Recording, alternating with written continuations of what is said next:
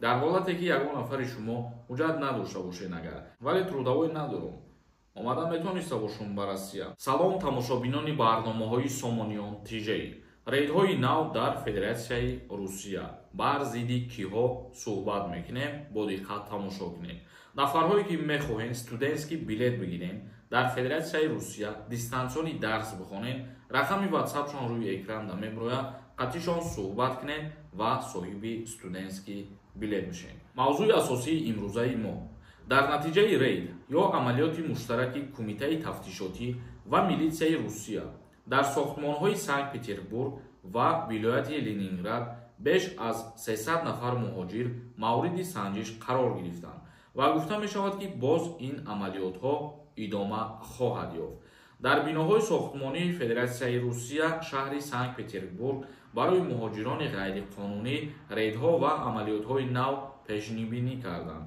Дар ҳолате ки ягон нафари шумо ҳуҷҷат надошта бошед агар, ё мақсад регистратсия надорен ё патент надорен, шумо бояд ҳуҷҷатҳои худтона 100% кунед. Аввалан бародарои азиз, шумо документҳои худтона 100% кунед, қонунӣ кору фаъолият кунед, то дар ин гуна рейдҳо агар дастгирам ки кардан, болои сари шумо мушкилӣ намеояд. Дар биноҳои сохтмонӣ вақте ки ворид мешаванд, шаҳрвандонро мисол ҷудо карда намебаранд. Тамоми ҳамун корхонара коркуноша гирифта мебаранд ва мавриди санҷиш қарор метиҳанд. Кадомеш ки ҳуҷҷатҳош 100% ҷавобаш метиҳанд меравад.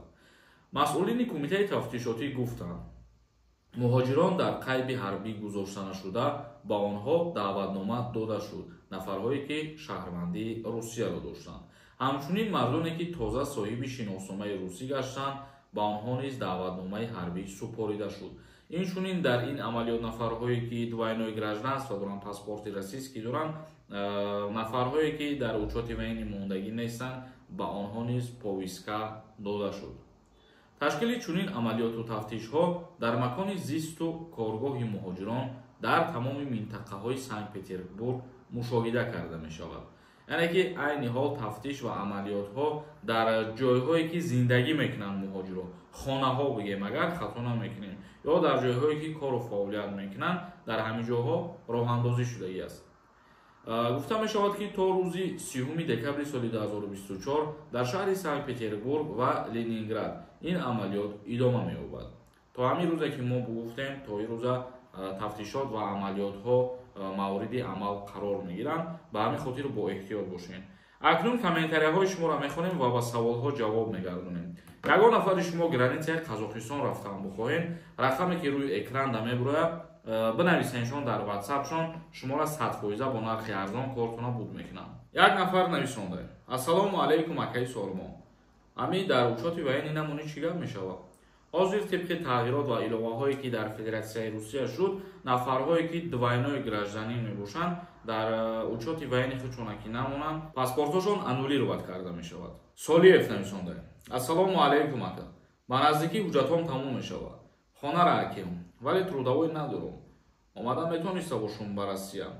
вақте ки шумо трудовой договор надошта бошед, аввалан ки шумо ҳеҷ чиза фаромӯш накунед, патенте ки шумо доштагӣ буден, ӯ патент аннулировать мешавад. дар ҳолати уведомлӣ накардани трудовой договор бо патент ба МВД Россия ин ҳуҷҷат аннулировать мешавад. ва дар вақти хона рафтан мисол мегирем, агар таможни контрол да гузаштанда напурсанд ҳамин чизоро барое ки бигӯянд пешниҳод кун, ҳамин чиз ки нашавад, ягон мушкилӣ намешавад, бо рафта метавонем. Қаландарова нависонда: ассалому алайкум бародар. дар чорни списка номон набромадак, дар бод задиян буромадай, ҳамин бодуш ростай пешакӣ раҳмат, худо нигаҳдор. дар бод чиро дар назар дорен, яъне бота дар назар дошта бошен, агар ҳамун бот бо система ҳардаш як чиро проверка мекунанд, як чиза тафтиш мекунанд. Кулобҷон нависонда: акамай золотая корона, қарздорум, рафтанда дар Тоҷикистон, ягон проблема мешавад, илтимос ҷавоб диҳ. агар пули калон набошад, қарз маблағ бисёр набошад, ягон проблема намешавад. Раззақов нависонда: ира ҳама медонад бетаҳам, воҳима мекунед, ту чӣ дар кор туба? Хабарҳои недостоверни. ман чизеро гап мезанам, достоверни информация, ай ҳавои ҷо гап намезанам. ва мумкин худат фикрот туғри намегирад, мақсад ба ақли худат ҳамин қадар мефаҳмӣ, ва ҳамин хотир баъди хеле комментария менависонем. як нафари дигар нависонда: ҳамин одаме ки чорни списка да депорт шидаган ё не браван Тоҷикистон бо се моҳ пас омада метавонанд не депорт шидагӣ нестанд. Агар то моҳи феврала кору бору мушкилиҳошона ҳал накунанд, баъдан баъди моҳи феврал, баъди 5 феврал як лав депортатсия кардан сар мешавад бародар. Як нафари дигар нависонда ҳамин одамои бедокумент метавонанд граница раванд бо баргардан Россия. ҷавоб медодем ака. ин чиз аз таксисто бигем зависити бисёр дора, хато намекунем. баъзе таксистҳое ҳастанд ки мебаранд граница бо худшон ёрдам мекунанд, абрат намедуроранд. бо баъзе дигараш ҳастанд ки мебаранд ҳамуҷа мефуроранд, мегӯянд худтон бигзаред.